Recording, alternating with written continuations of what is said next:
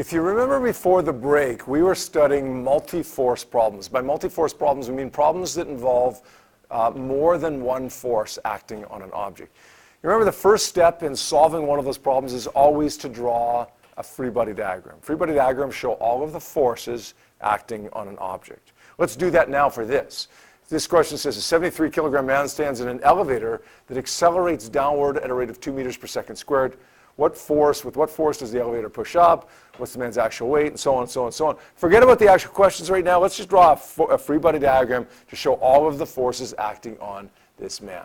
Here's the man. Okay, here's the elevator floor. We don't care what forces act on the elevator per se. We care what forces act on the man. Now, what force or forces act on the man? Give me one. Gravity acts which way? Yep, gravity always acts down, right? So we're going to say the force of gravity on this man is downward. Good? Gravity is always down, straight down. Anything else? Is there anything else? There better be, because if there's not, what's going to happen to this guy? He's not going to stay there, no. He's going to fall at 9.81 meters per second squared. It's like he's stepping off the edge of a cliff, right?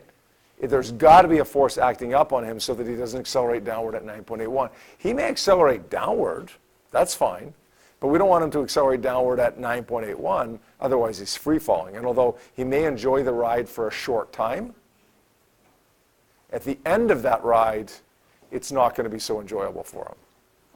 Okay, so there is a normal force acting up on him, the force of the floor pushing up. I'll call that Fn. How big do I draw the normal force? Is it bigger or is it smaller than the force of gravity? Bigger or smaller? I've got to draw bigger right now, but should I keep it that way? How come it's smaller? Good. Not because he's moving down. Be careful with that. It's not because he's moving down. You can move down and have the upward force bigger. If you're moving down and have the normal force bigger, you're going to continue moving down, but you're going to decelerate as you go down. He's accelerating downward. He's speeding up downward. Therefore, the downward force must be bigger than the upward force. So let's draw it like this. The normal force is smaller than the force of gravity. Normal force acts up, gravity acts down. Anything else? Probably not. Right? Probably no other forces acting on him. Unless this elevator has something that's causing it to swing back and forth, which we hope not, then there's going to be no other forces acting on him. All right, so how do we solve this problem now? Well, if there was forces that would cancel, like two forces acting here that were the same value but opposite direction, we just scratch them out. There's not here. So we're going to go to the next step, which is to say F net is equal to, remember this, the sum of the forces, Fg plus Fn. Remember that? We're going to bell a little bit. I know it's been a week and a half since you guys have seen this, but F net is the sum of the forces. F net, the total force, sum of all the forces. What's F net also equal to? Here, you know what? Let me move this over here a little bit so I get some more space.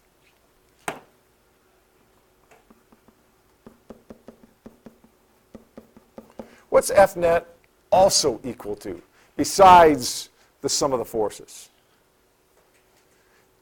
Debbie? Good, m times a. So let's say F net is m times a equals Fg. Fg is m times g, by the way, right? Plus Fn. What variable am I trying to solve for in this question? The force of the elevator floor pushing up. Yep. Fn. Right. You could have called it Ff for the force of the floor. I chose to call it Fn because it really is a normal force, right? But whatever you want to call it, it doesn't really matter as long as that's the variable you're solving for here. Let's sub in our numbers. The mass of the man is 73 kilograms. The acceleration is 2.0 meters per second squared, right? Equals mg, which is 73 times 9.81. Here, let's move this, not that.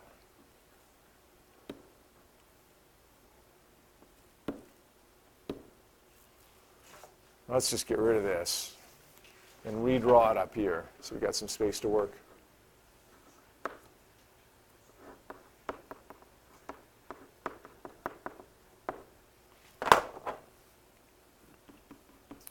So we're good to go there, right? Good to go? Anything wrong here?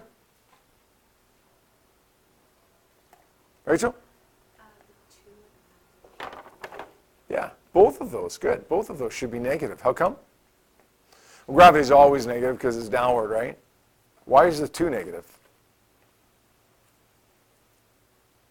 Demi? Yeah, Demi? Yeah, he's accelerating downward, right? He's speeding up in the downward direction. Okay, on the left side it gives me negative 146. On the right side, let's figure this out here. I don't know what that is off the top of my head. On the right side, 73 times 9.81 gives me negative 716.13. Solve for Fn, take the 716 over to the other side by adding. I'm going to get negative 146 plus 716.13, 570.13. Now, that is a final answer, so we're going to round that to how many digits? That's 2. That's 2. Final answer should be 2. The only way to do that is to express that in scientific notation. We're going to say 5.7 times 10 to the 2 newtons. Okay? It's just like what we were working on before the break, right? It's just a week and a half and not doing it sometimes makes things harder to remember. All right.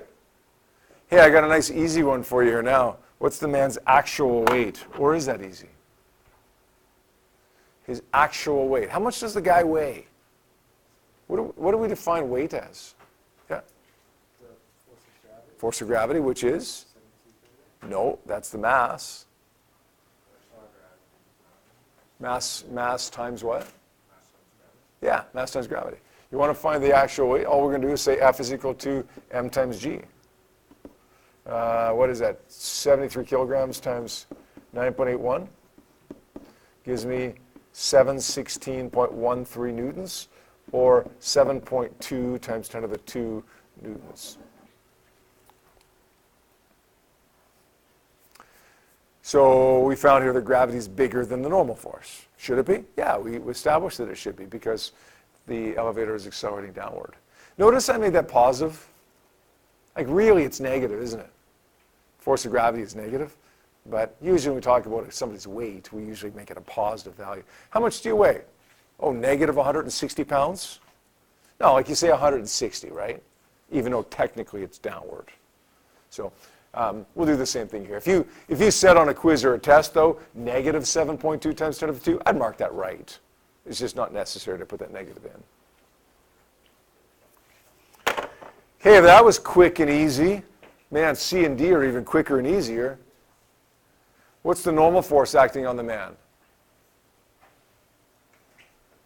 Did we not just find that? The force of the floor pushing up? Isn't that the normal force? Yeah, we don't need to do that again. It's 5.7 times 10 to the 2 newtons.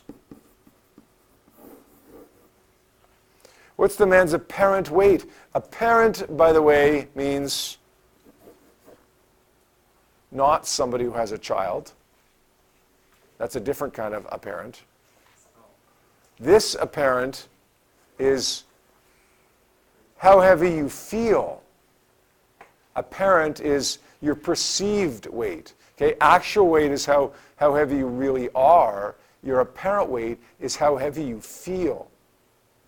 Now, this is the first time we've talked about this. When you perceive your weight, when you perceive how heavy you are, you're not perceiving what you really weigh at all, ever. You're perceiving an apparent weight. You're perceiving what amounts to the normal force. How many people have ever been on an amusement park ride where you free fall for a short time? Yeah? Like there's one at West Edmonton Mall where you free fall, right?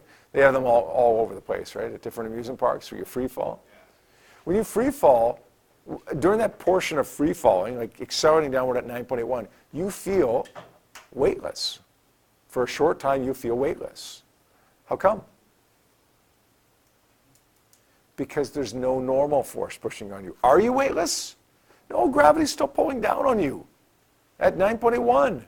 But you feel weightless because nothing's pushing up on you. You perceive not your weight, but you perceive the force pushing up on you. Right now, the force pushing up on me is the same as the force of gravity pulling down on me. So my apparent weight is the same as my actual weight.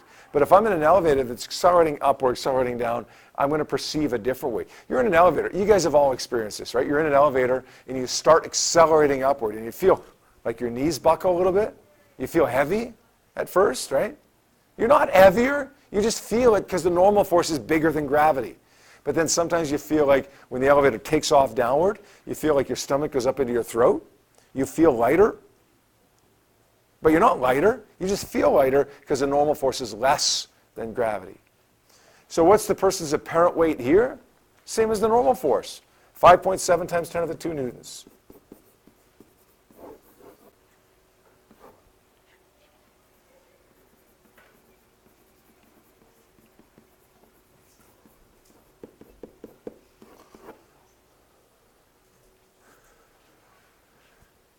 Do you know that when astronauts go to the International Space Station and they orbit around Earth at an altitude of about 400 kilometers, do you know the space station is actually that close? Like 400 kilometers. And sometimes it actually orbits right above Calgary, right above Okotoks. And you can actually see it. It's close enough to actually see it, to physically see it. If it's nighttime, because it's not big enough to see details of, but it's big enough to reflect light if it goes above at night. And it's plain as day what you're looking at. Okay, if you know where to look, you can see this thing orbiting across the sky, plain as day. You know exactly what it is because it's the brightest thing in the sky besides the moon, and it's the fastest moving thing in the sky besides the moon. When it orbits around the Earth at an altitude of about 400 kilometers above the surface of the Earth, gravity's not zero. Like, in fact, gravity on Earth is about 9.81, right? Gravity up in the space station is about almost 9. It's almost as much as it is here. It's 90% of what it is here. So why do the astronauts float around? Why do they perceive themselves to be weightless, even though they're not weightless? They perceive themselves to be weightless because here's the Earth. As they orbit around the Earth in the space station, they want to go off in a straight line. Remember Newton's, which law is that? They want to go off in a straight line? First law. But there's a force of gravity that pulls them down. So what do? They free fall downwards. But as they go downwards, they also go out because of inertia, right? So they end up going like this. And then there's gravity. And then they end up going like this. And then there's gravity. And then they end up going like this. So as they constantly free fall towards the Earth, they're constantly plunging toward the Earth. It's like you're on one of those free fall rides for 6 months without stopping. You're free falling for 6 months or a year or however long they're up there for. They're not weightless, but because they're free falling and there's zero normal force pushing up, they appear weightless. Their apparent weight is zero. Their real weight is almost as much as it is here on Earth. Okay? So you ever want to find the actual weight of something? The actual weight, just m times g. If you want to find the apparent weight, just get the normal force. There's really only two things I can ask you on this question, right? What is the normal force? What is the force of gravity? And everything else I ask you is just one or the other of those two things. Okay? All right, I'm going to give you a worksheet, and that worksheet is going to have 4 pages, but page 1 is the only one that I want you to work on right now, which is questions like the one that that I just did with you. Okay, number 3 on our worksheet says, calculate the apparent weight of the person in the elevator. What are we really looking for if we're asked for apparent weight? The normal force, right? When we're solving one of these problems with multiple forces, like we are in this case, we draw a free body diagram. In this case, we have a force of gravity acting down, and we have a normal force acting up.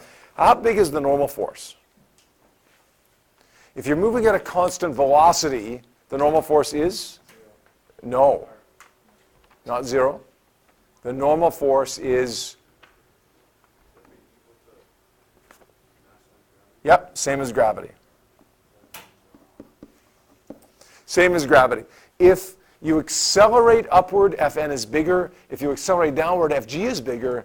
If you travel at a constant velocity or remain stationary, then Fn and Fg are the same values. Now, at this point, you got a couple of options. You could at this point say, oh wait, Fn is the same as Fg. All I got to do is say m times g and I'm done. If you recognize that, that's great. If you don't, then you can solve it the way we solve the rest of it. F net is equal to the sum of the forces, Fg plus Fn. F net is m times a, which is m times g plus Fn. Now, watch me with the algebra here, with the rearranging here. M is 65, a is, if it's a constant velocity, a is 0. Good. M is 65 times negative 9.81, because gravity is downwards, plus Fn. So I get on the left side 0. On the right side, what is 65 times negative 9.81? I don't have that number on my paper here. Who's got that? 637.65, thank you. That's negative though, right? Now, if I want to take that over to the other side, it's a negative on the right side, so I take it to the left side by adding, by making it a positive. So it comes over here, it becomes positive 637.65 equals Fn, which we're going to round that to 3 digits, 637 newtons, or we could just say 6.4 times, 6.38 times 10 to the. Oh wait, sorry, that's not 637, that should be 638, right? You want to round it to 3 digits?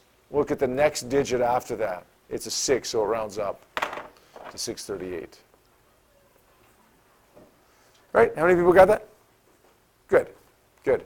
In number 4, you really don't need to go through much at all. What's the weight of the person in the elevator? All you're going to do here is say F is equal to m times g, right? Does that make sense? M times g, because weight is just the force of gravity. Okay, I want to do another example with you. We'll see where that takes us here.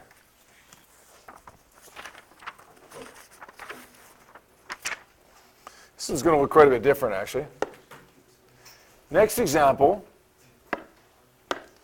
in your textbook is on page 156. Okay, let's have a look. See what's different about this one versus the last question. See what's the same, gentlemen, about this one versus the last question here. It says 20 kilogram truck tire, which is object A, is lying on a horizontal frictionless surface. The tire is attached to 2 light ropes that pass over light. Frictionless pulleys hanging pails B and C. B has a mass of 8 kilograms, C has a mass of 6 kilograms. What's the acceleration of this system? So I let this go, and it accelerates. Why does it accelerate? Well, because pail B is heavier than pail C, so it's going to pull it down more. Agree? We have multiple forces acting on this. Let's draw a free body diagram. We have the force of gravity on pail B acting down. We have the force of gravity acting on pail C downwards as well. It's a smaller force because it's a smaller mass. Now, you got to be careful here. You want to call them Fg, right? Fg and Fg over here. But we don't want to call them both the same thing.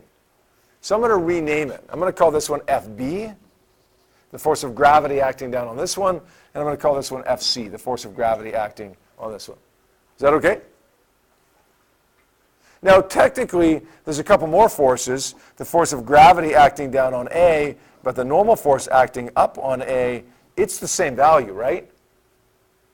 So those two are going to disappear.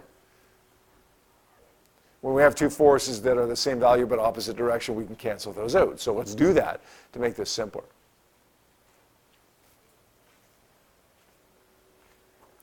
Any other forces acting on this system? Any other forces causing this system to move? I don't think so. So what do? We say F net is equal to the sum of the forces, FB plus FC. We don't have to include this one and this one because they cancel. Then we say F net is equal to M times A.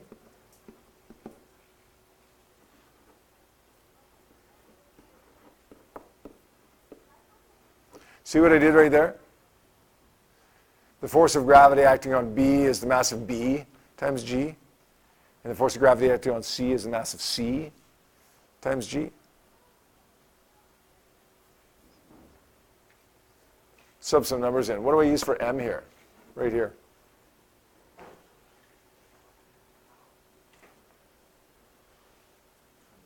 Do I use 20? Do I use 8? Do I use 6? What is it? No, not 20. No, not the heaviest pail, no.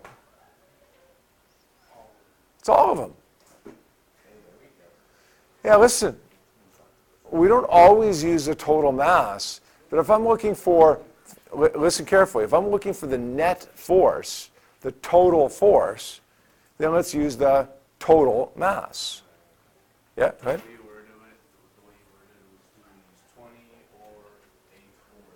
Yeah. So I tricked you. So maybe I tricked you, yeah. Sorry. Maybe that wasn't word of the greatest, but yeah, we're definitely going to use 34 kilograms. Times the acceleration, that's what we're looking for. Now, this one, mb, this is the mass of only b because, look, the force of gravity over here caused by pail B is just based on its mass. So pail B is 8 kilograms times 9.81. And the mass of C is, what is that, 6 kilograms? But wait, they're both acting down, correct? Just put down your pens for 1 second before I do what I'm going to do, okay? These are both downward, right? We can make them negative 9.81, or we can put the negative out front, doesn't really matter, but they're both downward, so we make them both negative, right? That's wrong. Well, both forces of gravity are pulling down, but they're opposing each other. So it's like they're acting in opposite directions. It's like, watch this, it's like we take pail B and kind of stretch it out like this, and pail C and kind of stretch it out like this. And if that was the case, whoops, this is, we labeled that wrong there. This is B, this is A, this is C. It's like FB is this way, and it's like FC is this way. Now you can clearly see that one is positive, one is negative, right? In fact, whenever I'm doing a question like this, I like to stretch it out like this. Stretch B up like this, stretch C up like this, and that way I know that FB should be a negative value, and FC I should leave as a positive value. Even though it's gravity, even though it's downward, one of them has to be positive because the two forces are opposing each other. They're acting in opposite directions. Now, it doesn't really matter which one is positive, but I think if you redraw it like I have here in black, I think it makes it fairly clear that one should be positive, one should be negative, and it seems logical that FB becomes the negative one. Okay, let's go, let's solve this now. We're going to say 34 times A equals 8 times 9.81.